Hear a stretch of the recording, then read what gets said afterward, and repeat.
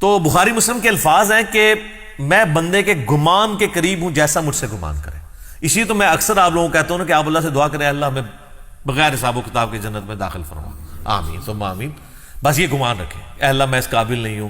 کوشش رکھیں گمان اچھا رکھیں. اچھا پھر بخاری مسلم کی اس حدیث کے آگے الفاظ ہیں کہ جب میرا بندہ مجھے دل میں یاد کرتا ہے نا میں اسے دل میں یاد کرتا ہوں, اور جب وہ کسی مجلس میں اوپنلی مجھے یاد کرتا ہے تو میں اس سے بہتر مجلس فرشتوں کی مجلس میں اسے یاد کرتا ہوں. سبحان اللہ.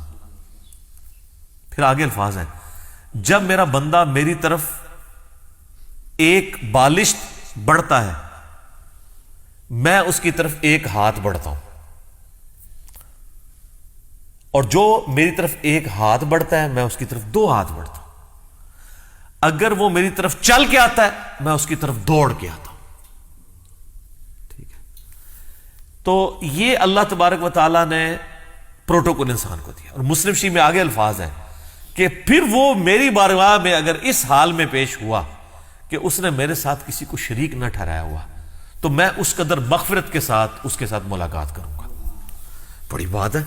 اور ترمذی میں الفاظ ہیں کہ اگر میرا بندہ زمین و آسمان گناہوں سے بھر دے, سر اس سے زیادہ کوئی نہیں کر سکتا نا گناہ, اور اس نے شرک نہ کیا ہوا نا تو میں اس کے ساتھ مغفرت کے ساتھ پیش آؤں گا. اچھا اس سے بعض لوگ یہ سمجھتے ہیں بس شرک نہ کرو اور جو مرضی کرو. سر نماز چھوڑنا بھی شرک ہے.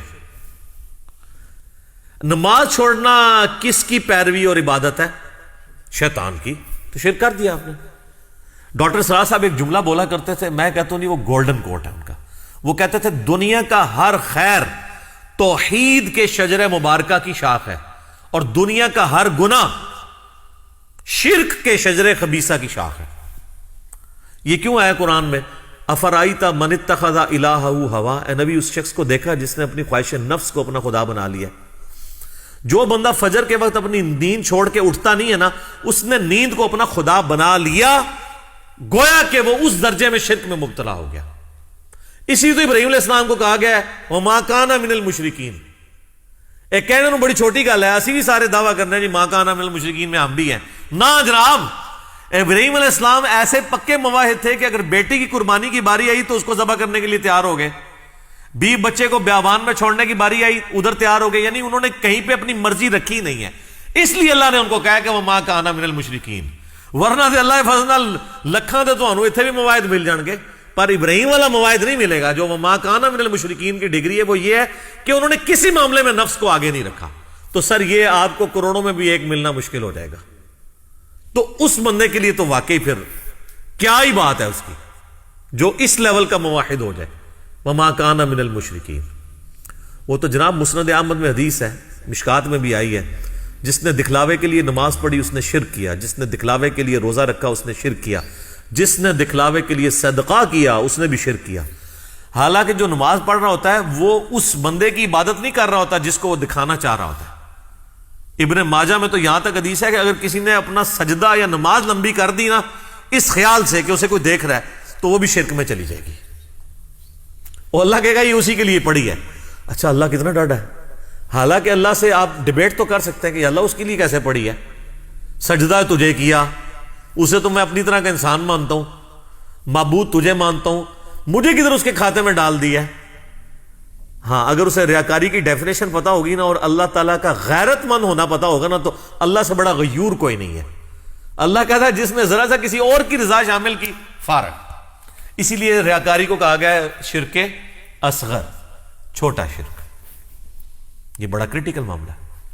اچھا یہاں ذکر کے حوالے سے میں ایک اور چیز بھی بیان کر دوں. بخاری مسلم میں حدیث ہے کہ جب لوگ کہیں پر کسی ذکر کی مجلس میں جمع ہوتے ہیں نا تو اللہ تبارک و تعالیٰ اپنے فرشتوں کو بھیجتا ہے اور وہ اس مجلس کو ڈھانپ لیتے ہیں اپنے پروں سے, اور آسمان تک ڈھانپ لیتے ہیں, اور آسمان سے سکینت ان پر نازل ہوتی ہے.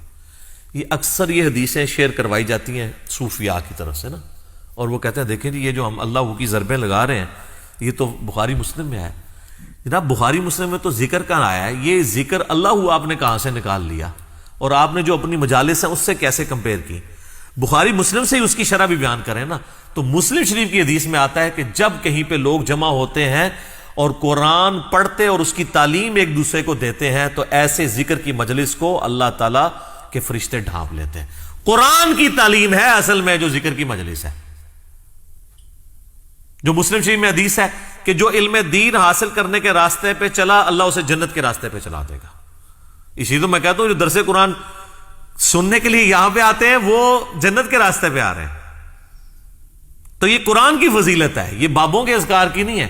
پھر وہ بڑی لمبی حدیث ہے بخاری مسلم میں کہ وہ فرشتے اللہ کے پاس جاتے ہیں, اللہ تعالیٰ کہتا ہے کہاں گئے تھے, تو کہتے ہیں ہم ایسی مجلس میں گئے تھے جہاں پہ لوگ تیرا ذکر کر رہے تھے. اللہ پوچھتا ہے, نبی علیہ السلام فرماتے ہیں حالانکہ اللہ کا جانتا ہوتا ہے پھر بھی پوچھتا ہے کہ وہ کیا کہتے تھے, یا اللہ وہ تیری جنت کا سوال کرتے تھے. بخاری مسلم کے الفاظ ہیں, اللہ تعالیٰ فرشتوں سے پوچھتا ہے کہ کیا انہوں نے میری جنت دیکھی ہے, کہتے ہیں نہیں اللہ, تو پھر بھی وہ مجھ سے جنت کا سوال کر رہے ہیں. یعنی بن دیکھے ان الذین یخشون ربہم بالغیب لہم مغفرۃ واجر کبیر. اور کیا کہتے تھے, یا اللہ وہ کہہ رہے تھے ہمیں دوزخ کے عذاب سے بچا لے.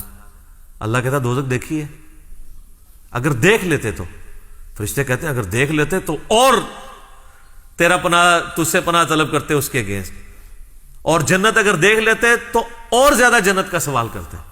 تو اللہ تعالیٰ فرماتا ہے تم گواہ ہو جو میں نے سب کو بخش دیا. اللہ اکبر. تو فرشتے کہتے ہیں کہ یا اللہ ایک شخص ایسا بھی تھا جو وہاں سے صرف گزر رہا تھا, وہ اس کو اٹینڈ کرنے کے لیے وہاں نہیں بیٹھا تھا, اس علمی مجلس کو, ذکر کی مجلس کو, درس قرآن کو, بلکہ وہ تو صرف اس لیے تھا میں دیکھوں یہ کیا کر رہے ہیں, تو وہاں پہ بیٹھ گیا, تو اس کو بھی بخش دیا جائے.